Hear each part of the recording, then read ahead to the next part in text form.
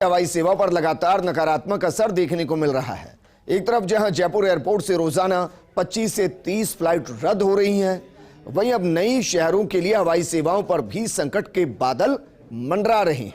ये रिपोर्ट देखिए। जयपुर एयरपोर्ट पर बीते 15 दिन में हवाई सेवाओं में एक साथ गिरावट हुई है। दिसंबर महीने तक जयपुर एयरपोर्ट से रोजाना 23 शहरों के लिए औसतन 58 फ्लाइट्स का संचालन हो रहा था। वहीं अब फ्लाइट्स की संख्या महज 25 से 30 के बीच सिमट गई है। शहरों की संख्या भी 1 दर्जन के आसपास ही है। 23 शहरों में से 3 इंटरनेशनल शहर शामिल हैं।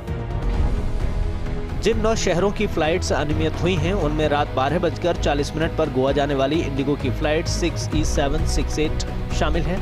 सुबह 8:40 पर चंडीगढ़ जाने वाली इंडिगो की फ्लाइट 6E7276 शामिल है। सुबह 8:50 पर इंदौर जाने वाली इंडिगो की फ्लाइट 6E7359, चेन्नई जाने वाली सुबह 9:55 की इंडिगो की फ्लाइट 6E569, दोपहर 12:25 पर एयर एशिया की फ्लाइट I51229, सिलीगुड़ी जाने वाली स्पाइस जेट की दोपहर 12:30 बजे की फ्लाइट SG4493, उदयपुर जाने वाली सुबह 6:30 पर स्पाइस जेट की फ्लाइट SG2973, सुबह 11:55 की स्पाइस जेट की फ्लाइट SG337, शाम 5 बजे इंडिगो की फ्लाइट 6E7322, शाम 5:05 पर अमृतसर जाने वाली स्पाइस जेट की फ्लाइट SG3759, शाम 5:10 पर देहरादून जाने वाली इंडिगो की फ्लाइट 6E7328, शाम 6:30 पर भुवनेश्वर जाने वाली इंडिगो की फ्लाइट 6E6091 शामिल हैं।